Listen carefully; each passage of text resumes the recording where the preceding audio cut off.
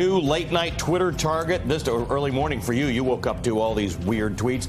This time the president aimed his all caps tweets squarely at Iran. Quote, listen to this one. Never ever threaten the United States again or you will suffer consequences the likes of which few throughout history have ever suffered before. We are no longer a country that will stand for your demented words of violence and death.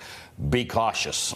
The president was successful in changing the narrative to focus on this spat with Iran and not talk about Michael Cohen. But guess what, Mr. President? We haven't forgotten about Michael Cohen. But in this case, the president's tweet seemed to be a response to Iran's president calling out Trump by name and warning, quote, war with Iran would be the mother of all wars. This new distraction comes just as the president and his advisors are batting down a host of controversies. I mean, think about this. We're coming off Walk Back Week. We're coming off the Michael Cohen, the president's own lawyer, taping him. So, I mean, there's a lot. All right, there's the fallout from the Helsinki summit, too, in which the president seemed to pander to Vladimir Putin. More fury when he half-heartedly walked back those comments a couple of times. Then the president's own director of national intelligence was caught off guard on live TV, awkwardly learning that another Putin meeting is in the works, for which he has now put out some statement that seems to have been dictated by the White House. And, of course, as you mentioned, Stephanie,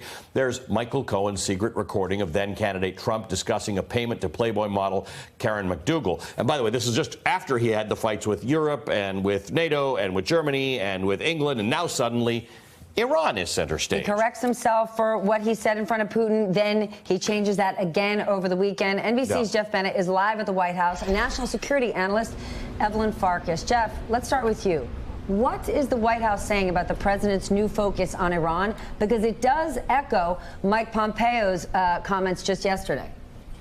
It's a great point, Steph, because, look, if you take the tweet by itself, this all-caps tweet from the president, it reads like Fire and Fury 2.0. It's the kind of seemingly reckless language the president used against North Korea before he ultimately sat down with Kim Jong-un.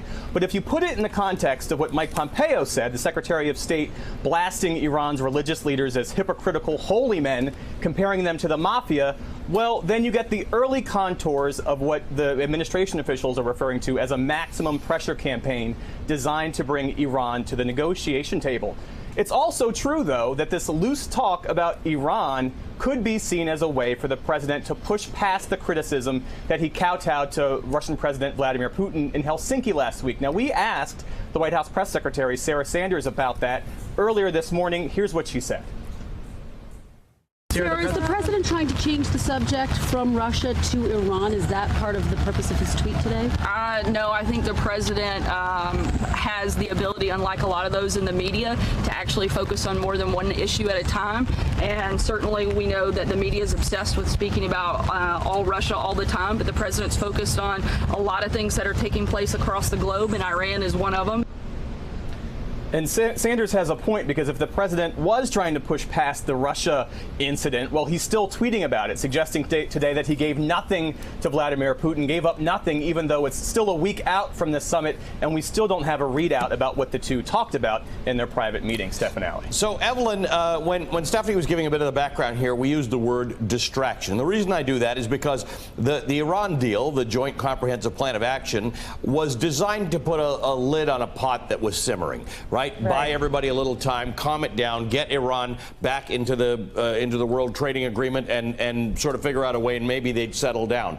There's no reason for us to be talking about war with Iran. It's a dangerous distraction, but that's why we're calling it a distraction. It's not an urgent matter that put itself up on the top of the agenda, except for the fact that America decided to pull out of the Iran deal.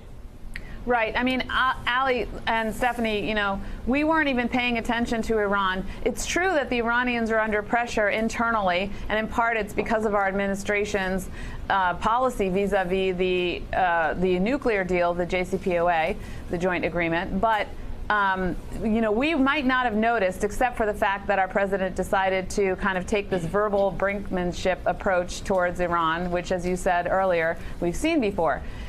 The Iranians are under pressure. There are demonstrations ongoing because of the devaluing of their currency, and there are also in the south some water scarcity issues.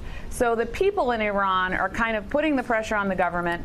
And sure, I don't have a problem with putting pressure on Iran in order to get them back to the negotiating table, but we shouldn't be in this situation with Iran to begin with, Right. because we really need to deal with the urgent issue, which is Russia and what it's doing right now to interfere in our democracy, Okay, to that as well as exact North point- Korea.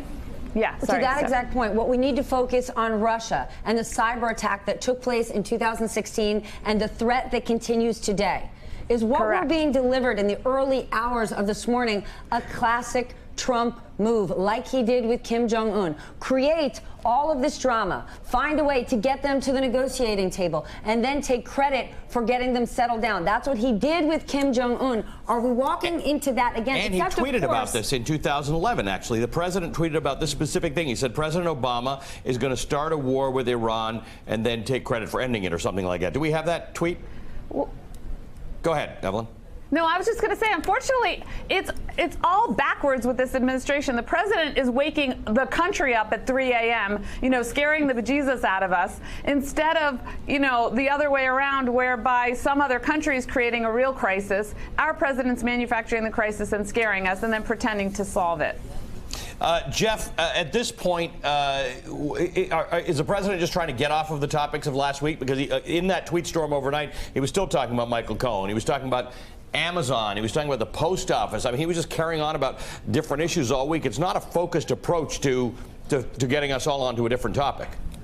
No, it's not a focused approach, Ali. And you mentioned the tweets he sent about Michael Cohen, about the FISA warrants for Carter Page. The president also tweeting about North Korea, suggesting that the reports that suggest that he's upset about the lack of progress in North Korea aren't true. Although I'm told that he has, in fact, been fuming to aides privately that the North Koreans have really been blowing off the U.S. as these negotiations continue. You have the Secretary of State returning to the region, trying to win some concessions in exchange for the propaganda win that the president inadvertently gave to Kim. So to your point, you're right. This is not a really concerted effort to really turn the page. The president is really scattershot in the things he's talking about on his Twitter feed today. Hey there, I'm Chris Hayes from MSNBC. Thanks for watching MSNBC on YouTube. If you want to keep up to date with the videos we're putting out, you can click subscribe just below me or click over on this list to see lots of other great videos.